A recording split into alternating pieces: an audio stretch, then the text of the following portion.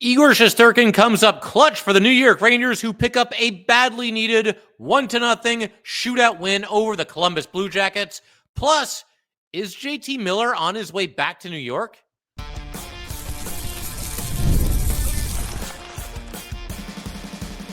You're Locked on the New York Rangers, your daily podcast on the New York Rangers. Part of the Locked On Podcast Network, your team every day. Welcome back, Blue Shirts fans, to episode number 1228 of the Locked On New York Rangers podcast. I'm your host, John Chick. Just want to thank you guys, as always, for making Locked On New York Rangers your first listen every day. We are free and available on all platforms, including YouTube. And today's episode of Locked On New York Rangers is brought to you by Gametime. Download the Gametime app, create an account, and use code LOCKEDONNHL for $20 off of your first purchase. And we are, of course, part of the Locked On Podcast Network, your team every day. So I had a thought heading into this game between the Rangers and the Blue Jackets here, and I mentioned in the last episode, tweeted it out about an hour before game time as well, but it's a question that I proposed to all of you. If you missed the last episode or you didn't see the tweet, was this, going into this game, the biggest matchup ever between the New York Rangers and the Columbus Blue Jackets? And I think it may have been. They might top themselves later this season, maybe more than once, because this was their first meeting. They do play each other 3 more times, and who's to say what the standings are going to look like at that point? And those games might be even bigger than this one was, but this felt like a big one, man. The Rangers are going through this stretch of their schedule right now, 4 straight games against teams in the Eastern Conference, playoff standings that are just ahead of the Rangers.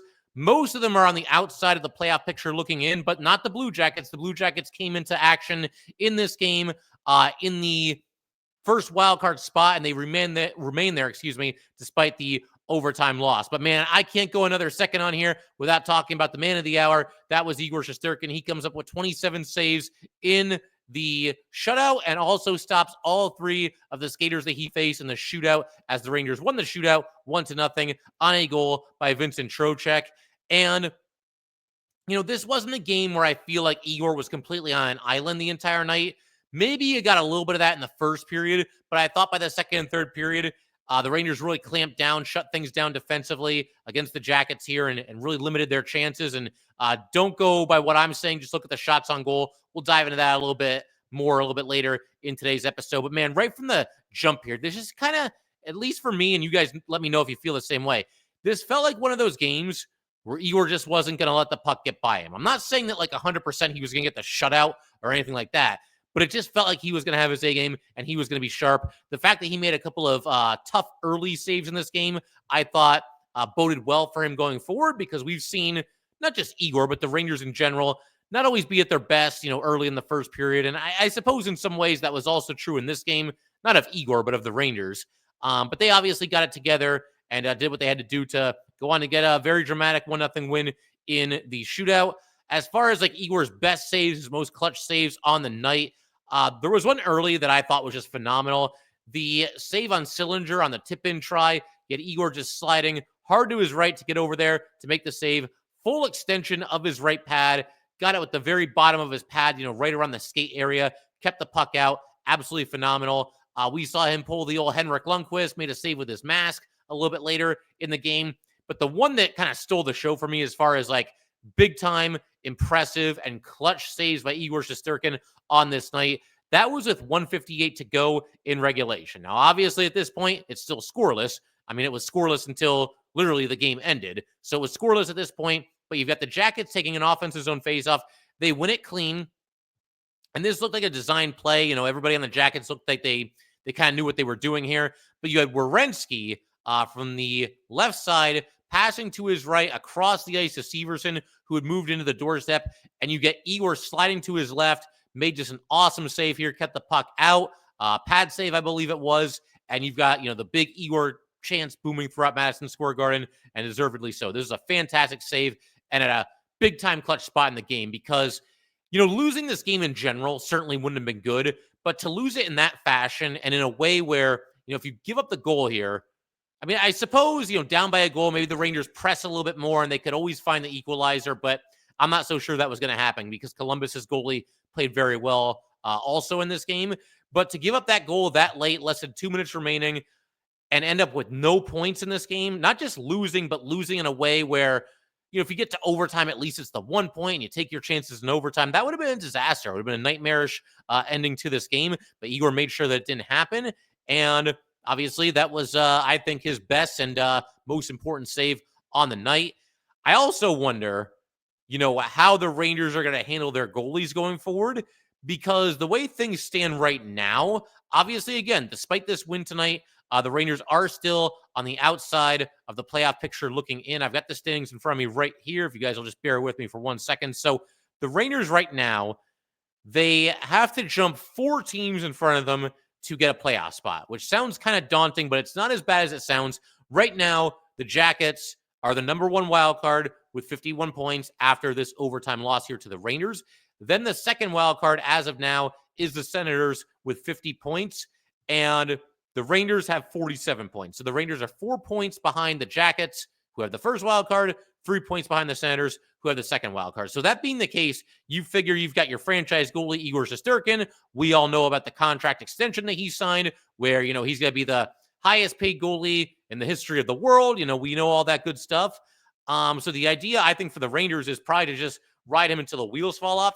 But I will say, I think in this next game tomorrow, Sunday, or I guess today at this point, because we're getting past midnight here, you're going to see Jonathan Quick get this start. I don't know if the Rangers have announced anything officially, but bottom line, the Rangers are currently playing 4 games in the span of just 6 days, including, now back-to-back. This will be the second game of the back-to-back. So to me, this is tailor-made for the backup goalie to get a game, and I think certainly Jonathan Quick will get a game, deserves to get a game. But I wouldn't be too surprised if this is the last we see of Quick for a while. Now, I don't know that for sure, and Laviolette can be, I think, a little bit unpredictable at times. Not really in a bad way, but you never know, how he's going to handle the goalies and their workload.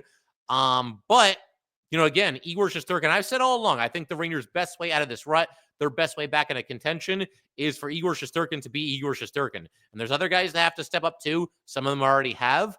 But your goalie, and again, you can't do this for the entire season and expect to make a deep playoff run. I understand that. But your goalie can mask some things that you've done wrong. I think there's been times where Igor has done that this season. Recently, obviously, the Rangers are playing better in other facets as well, which is obviously very, very nice to see. But if there's a game where, you're having some issues and you need your goalie to bail you out, Igor is certainly capable of doing that. And, again, this game, I wouldn't say that he bailed out the Rangers all night, but he obviously was very clutch, made some big-time saves. And for my money, obviously the biggest reason why the Rangers won this game, came out of here with 2 points in a game that they, really needed to have. They had to come out with, gaining some ground on the Jackets in the postseason picture. And obviously a regulation win would have been ideal, because then there's no points for Columbus, but you'll take the win and move on. And, again, Igor Shesterkin was absolutely money in this game. But in just a second, we're going to shift our attention to why the Rangers, I felt, really needed to win a game like this. I'm going to explain what I mean by that in just a second.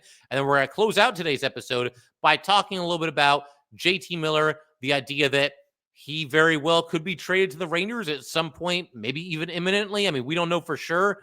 I got some mixed feelings in that, and I'll explain why a little bit later on today's show. All right, we just want to take a minute to let everybody know that today's episode of Locked On New York Rangers is brought to you by Gametime. We all love going to live events, whether it's sports, music, theater, or comedy. One of my favorite memories was attending a concert last year in the summer, Green Day and the Smashing Pumpkins at Citi Field. The energy and the excitement were unforgettable. Now, Gametime has made it even easier to get tickets for your favorite events with their new feature, Gametime Picks. This feature filters out the fluff to show you only incredible deals on great seats, so that you do not have to waste time searching through thousands and thousands of tickets. Take the guesswork out of buying tickets with Gametime. Download the Gametime app, create an account, and use code LOCKEDONNHL for $20 off your first purchase. Terms apply. Again, create an account and redeem code LOCKEDONNHL for $20 off. Download Gametime today. What time is it? It is Gametime.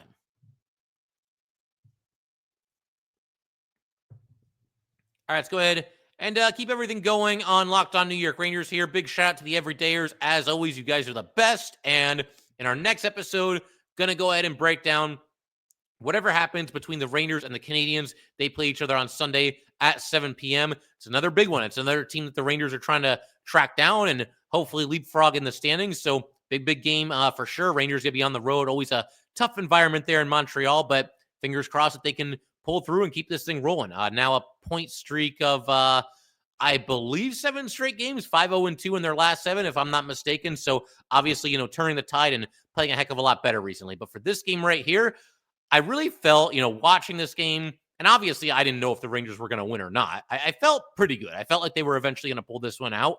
But the thought that I had as this game was progressing, we're getting into the second period and midway through the game and certainly into the third period, it's that, man, the Rangers need a win like this. This was not like the most exciting game of hockey you're ever going to see. I think we can all agree on that. There's times where it was very much a stalemate. There's times where there wasn't really a whole lot going on. And I would say, if you're ever trying to get, one of your friends into hockey, they don't really watch a whole lot of hockey or they're a casual fan at best, this is not the game to show them. And I understand that. But the reason why I feel like this was the kind of win that the Rangers needed is basically everything that I just said. This was a game where they basically just had to wait out their opponent. There weren't a whole lot of knockout punches being thrown in this game. It was just kind of little jabs back and forth. The momentum would shift every so often, but nobody could ever really get like a firm upper hand in this game. And I think the biggest reason why the Rangers won this game, aside from Igor Shesterkin, besides Igor, the biggest reason why the Rangers won this game, they didn't make any mistakes, or at the very least, they made a very, very small amount of mistakes. I think it's hard to get through an entire hockey game without pointing to one or two things that maybe you would want that play back, and you could have done that a little bit differently. But for the most part, the Rangers took care of the puck. They were very good in their defensive zone. Maybe the first period notwithstanding, but certainly the second period and the third period, they really locked it down then. They did not give up, I don't think, really any odd man rushes. I mean, there were a couple rushes that Columbus had into the zone, but, they had to shoot from far out wide on the wing. It's not like they were getting into the prime real estate. There was 1 2-on-1 that Will Borgen made a really nice play. So there was that odd man rush. But other than that, I don't really remember too many. Again, not a ton of offensive fireworks, obviously. And if you're a fan of this Ranger team, there's certain players that the Rangers are going to need more out of this guy. They're going to need more out of that guy. And that probably even applied for this game here tonight. But I also think, and this is encouraging to me at least, that there weren't too many players on the Rangers that played poorly in this game. Now, there were guys that weren't really that noticeable. I think you could say Lafreniere. I don't think Kreider really did a whole lot. Mika was pretty active in this game. I know some people are going to point to the penalties and the fact that he went 0 for 3 on breakaways in the overtime and the shootout combined. But the penalties were kind of ticky-tack. The breakaways, I mean, the one he got absolutely robbed. So, yeah, again, there were certain players, probably even Panarin, guys that could have stood out a little bit more than they did. But again, I don't think anybody necessarily played poorly. Nobody looked like a liability on the ice, at least to me, in this game. And that was encouraging as well. Guys obviously stepped it up defensively and really focused on that part of their game in the second and third period. And like I said, they just kind of waited out the Blue Jackets. The Blue Jackets, that was kind of their game plan going in. And it sounds like that's kind of their MO to begin with. It is somewhat low event hockey. Although, they can score too, the stats will back that up, but it does seem like, at least in this game, the Blue Jackets just wanted to take care of the puck, not commit any mistakes. And the Rangers just kind of went along with it and almost kind of like beat the Blue Jackets to their own game in the very end of this one. Obviously the shootout, anytime it goes there, it's a little bit of a crapshoot, but again, after the first period, which was not great, the Rangers got outshot 15-4. They really locked it down after that. The Blue Jackets had 5 shots on goal in the second period, 4 shots on goal in the third period. I think that's what it was. And then 3 in overtime. So obviously very, very nice to see the Rangers commit to the defensive part of their game. Just not too many high danger chances for the Jackets in this one. And something else, as far as like why the Rangers needed a win like this, I thought the Ranger defensemen played very well. Again, you can once again say maybe the first period notwithstanding, the Rangers could have been a little bit tighter in the first 20 minutes there. But, a couple of little things here. There was a play that Vakanainen made that I thought was big. We haven't talked a whole lot about Vakanainen. I think that's the whole, 6 defenseman syndrome almost, where with your 6 defensemen, whether you're a fan of the Rangers or any other team, you almost want to not talk about them too much. Because your 6 defenseman probably doesn't have a lot of offensive upside. So the less you're noticing him, probably the better of a job that he's doing. And I think especially recently that has applied to Vakanainen. But he made a nice play. What period was it? I think it was the third period. We finally got a little bit of pushing and shoving and some fireworks. But basically somebody on Columbus was circling the net, tried to, bring it in front on a wraparound, and Vakanainen embodied the guy, got in his face. The whistle blew after Igor covered it, and the two of them were pushing and shoving a little bit, so that was great to see from Vakanainen.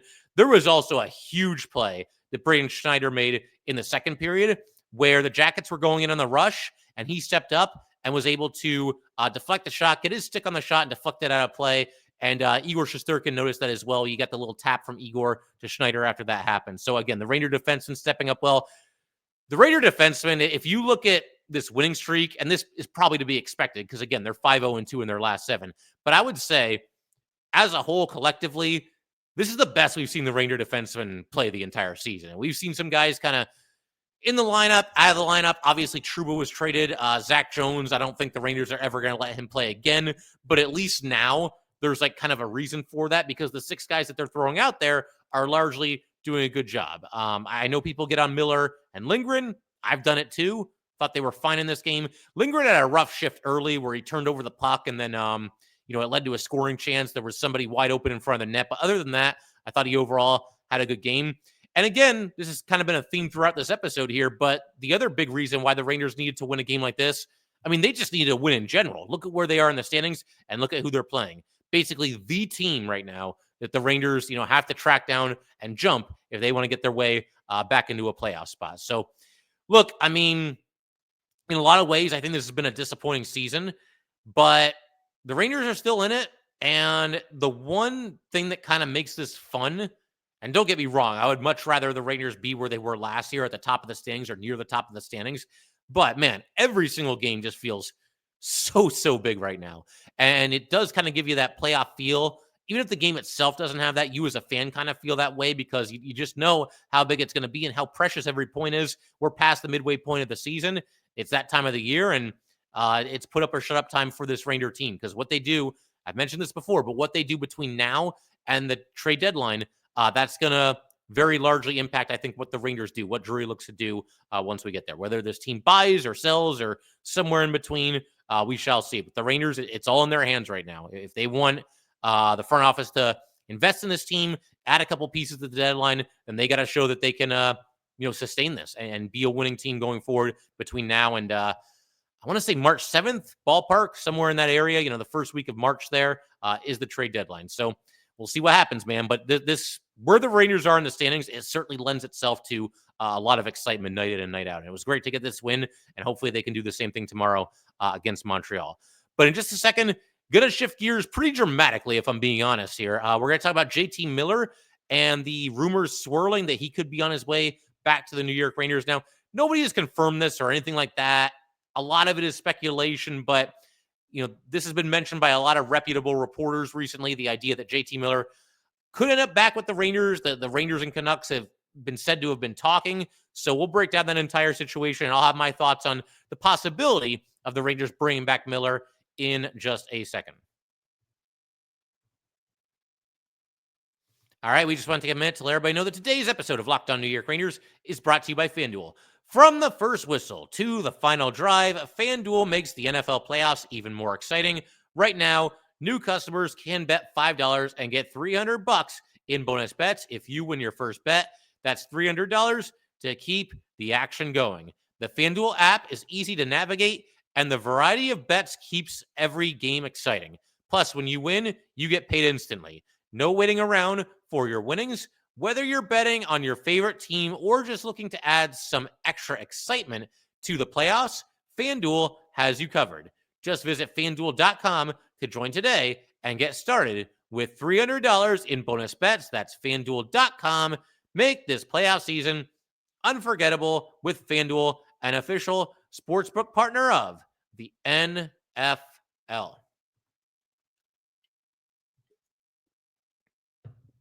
All right, let's go ahead and keep everything rolling here on Locked On New York Rangers. Figure we can go ahead and close out today's episode by talking about what I just mentioned. That's, of course, these rumors that, JT Miller could be on his way back to the Rangers. There could be something in the works between the Rangers and Canucks. This has been going on for a while. I have no doubt that these teams have been talking at least a little bit because where there's smoke, there's fire. And like I said, there have been multiple reputable NHL reporters that have mentioned that this has been happening. And maybe in a future episode, we might spend an entire episode talking about JT Miller because this would be a blockbuster. It would be a big deal if it was to happen. It's also possible that a deal is being finalized right now as I'm recording this episode. You never know for sure. But if that happens, obviously, we'll be all over that as well. Okay, so here are my thoughts on this. I feel like I could eventually come around and I could eventually be talked into this, but I have some reservations right now. I'm just not really feeling it. Miller is having a down season. Now, of course, on one hand, that's your buy low opportunity, right? That's your buy low window because Miller's been a phenomenal player the last handful of seasons. I would say if he's not a top 10 player, certainly a top 20 player over the last 3 seasons combined, the 3 seasons before this one. He was away from the team for a little while, took an indefinite leave of absence. He's obviously come back since then. And whatever was going on there, all the best to JT Miller. And I hope whatever it was that, things are better now or as good as they possibly can be. With all that said, we do have to take into consideration as Ranger fans, if we're going to sit here and assess whether we want this guy back or not, JT Miller has had some attitude problems pretty much for his entire career. Off and on, he's kind of up and he's down. On one hand, I can certainly respect the fire that he brings. I like the position versatility. He can play any of the 3 forward positions. And very clearly, this guy cares. He goes out there and wears it on his sleeve and plays a hard-nosed, in-your-face brand of hockey. So I like him for all those reasons, but it's hard to not pick up on. I mean, this guy's been in the league for like 10 years now. I think it might even be longer than that. And the attitude problems have sprung up from time to time. Right now, he seems to be very much at odds with his teammate, Elias Pettersson. There was also a situation the other night where Tocchet, their head coach, he was seen taking issue with Miller on the bench. And Miller's response to this, it seemed like the two of them were talking. And then Miller just got up and walked down to the end of the bench, basically just to get away from his coach. And I see stuff like that, and I can't stand that kind of stuff, man. That's prima donna attitude, excuse me. And for all the Ranger fans that are so gung-ho on bringing Miller back, and again, I'm not going to act like there's not some intrigue there, because there certainly is. But for the people that like really, really want to see this happen, okay, ask yourself this, and be honest with yourself. If the Rangers Miller's an alternate captain. Let me set the stage with that. Miller's an alternate captain and supposedly, one of the leaders of that team. If a Ranger alternate captain did that to Laviolette, Laviolette is saying something to them during a play stoppage when they're on the bench. If Adam Fox gets up and walks to the end of the bench, if Mika Zibanejad, oh my God, if Mika Zibanejad, if Peter Laviolette is saying something to Mika and he gets up and just can't be bothered, doesn't say a word to him, turns his back on his coach and walks down to the end of the bench, what's your energy going to be? What are you going to be saying about Mika Zibanejad? How are you going to be feeling about Mika Zibanejad? And again, I implore you, please be honest with yourself. I think you know the answer. And that's JT Miller right now. That's exactly what he's doing. A lot of people like to get on the Rangers, and I think sometimes this is warranted, but they like to get on the Rangers for lack of leadership. Nobody really steps up. Nobody really takes the bull by the horns and says, follow me, I got this, but there hasn't been anything like this. I mean, there hasn't been anything like, being at odds, basically publicly almost at this point at odds with a teammate. There hasn't been a situation like that on the bench from any of the Ranger alternate captains. So, I mean, that's just a fact. That's the way JT Miller is acting right now. And this Ranger locker room has just now stabilized. Things are better now. They're winning. They're 5-0-2 in their last 7. Everybody's feeling good. And it feels like they can climb back into this thing. Do you really want to bring in a wild card like JT Miller right now? I'm not denying the talent. I'm not denying the in-your-face style of play that he brings that is certainly intriguing. But, man, I mean, that is a wild card. That is a serious roll of the dice. And, there's a situation here that also must be mentioned, because I'm going to bring everything around here. I'm going to talk about why the Rangers might feel like they have a very unique opportunity to acquire JT Miller here. And they might feel like due to some very specific circumstances, they might not be able to turn this down if a deal does come to fruition. And it's honestly somewhat reminiscent of the Patrick Kane situation a couple of years ago. It's different, and I'll explain why in just a second. But it's gotten bad in Vancouver. And again, this is not me saying this. I'm not in the locker room. I don't know what happens there. But by all accounts over there, it seems like it's reached a boiling point. Vancouver is just sinking in the standings. And it sounds like that rift between Miller and Pettersson is really causing some problems. And it sounds like it's only a matter of time before the Canucks have to trade one of those guys. And there was a report from Nick Kypreos the other day, former New York Ranger and 1994 Stanley Cup champion, that JT Miller, his belief, and I don't know who his sources are, so I guess we don't know this for sure, but his belief seems to be that JT Miller would only waive his no-move clause. He's got a full no-move clause. He would only waive it to come back to the New York Rangers. Does that sound familiar? I mentioned Patrick Kane a second ago. It was kind of a similar situation there. And, Miller's not like a legend in Vancouver the way that Kane was and still is in Chicago, but the Blackhawks obviously want to do right by Kane, give this franchise icon what he wants, and they work out a deal with the Rangers.